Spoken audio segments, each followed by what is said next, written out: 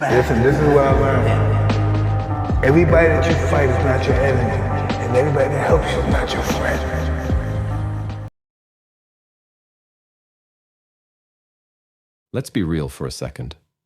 Life is a game, not in a cynical way, but in a practical, how do I navigate this messy world kind of way. And if life is a game, then power is the scoreboard. Whether you're trying to climb the corporate ladder, win over a group of peers, or just survive in a competitive environment, understanding the people around you, your friends and your enemies, is the key to staying ahead. But here's the thing. It's not just about knowing who they are. It's about studying them, understanding their motivations, and using that knowledge to your advantage. And no, this isn't about being manipulative or cruel. It's about being smart. Let's start with friends. We all like to think our friends have our backs, right? They're the ones who cheer us on, who celebrate our wins, and who are there for us when things go south. But here's the uncomfortable truth. Friends can be dangerous. Why? Because they know you. They know your weaknesses, your insecurities, and what makes you tick. And when you start to rise, when you achieve success or gain power, those same friends might start to feel something they didn't expect. Envy. Envy is a powerful emotion, and it can turn even the closest ally into a rival. Robert Greene, in the 48 Laws of Power, puts it bluntly. Never put too much trust in friends. They're more likely to turn on you than your enemies, because they have more to gain or lose by your success. Take the story of Michael III, the Byzantine emperor who trusted his friend Basilius over his own uncle. Basilius started as a stable hand, but Michael elevated him to a position of immense power. And how did Basilius repay him? By betraying him, taking control of the army, and ultimately killing Michael to seize the throne.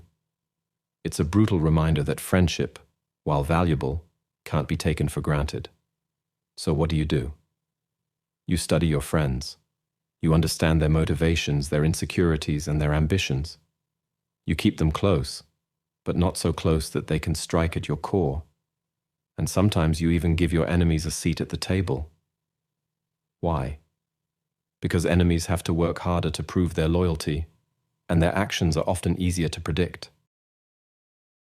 Now let's talk about positioning yourself for power. One of Greene's most important laws is, learn to keep people dependent on you. In other words, make yourself indispensable. This isn't about being a yes man or a sycophant. It's about becoming the go-to person, the one who solves problems and gets things done. Study the landscape around you. Who holds the power? How can you align yourself with them? Become the trusted right hand, the person who stands by the leader even when others falter. But here's the twist. Don't stop there. Anticipate the next move. Who is likely to take the leader's place?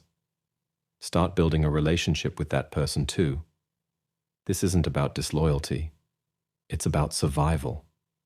By making yourself indispensable to multiple power players, you ensure that no matter how the tides shift, you remain afloat. Of course, there will come a time when you need help. Maybe you're vying for a promotion, or you're trying to win over a key decision maker. How do you get someone to support you? According to Greene, you don't appeal to their generosity or sense of morality. You appeal to their self-interest. People are far more likely to help you if they see how it benefits them. Take the story of Yelu Chucai, the Chinese statesman who convinced Genghis Khan not to destroy China. He didn't appeal to Khan's sense of humanity or the value of preserving culture. Instead, he pointed out how much money Khan could make by taxing the Chinese rather than killing them. He also highlighted how China's skilled workers and engineers could benefit the Mongol Empire. By framing his argument in terms of Khan's self-interest, Chucai saved countless lives and secured his own position of influence. When you need help, don't make it about you. Make it about them. And then there's the art of keeping your hands clean. Mistakes happen. But if you want to maintain your reputation and your power, you can't afford to be the one holding the bag when things go wrong.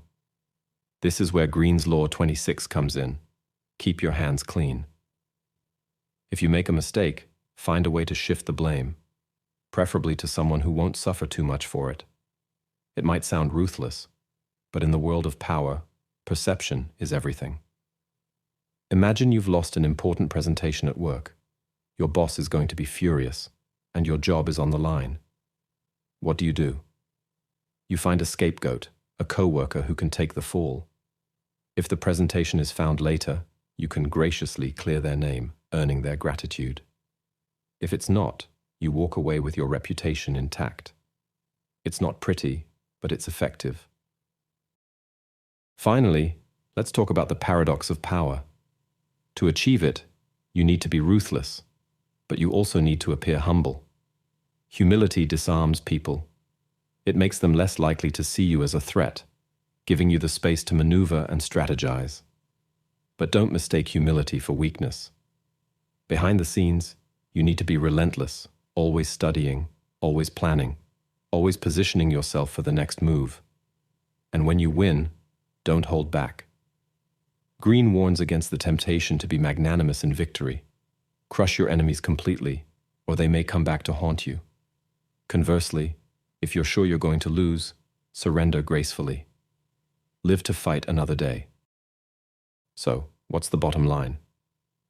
Studying your friends and enemies isn't about manipulation. It's about understanding human nature and using that knowledge to navigate the complexities of power. It's about being smart, strategic, and yes, a little ruthless. But most of all, it's about survival. Because in the game of life, the only way to win is to stay in the game. And to do that, you need to know who you're playing with and who's playing against you.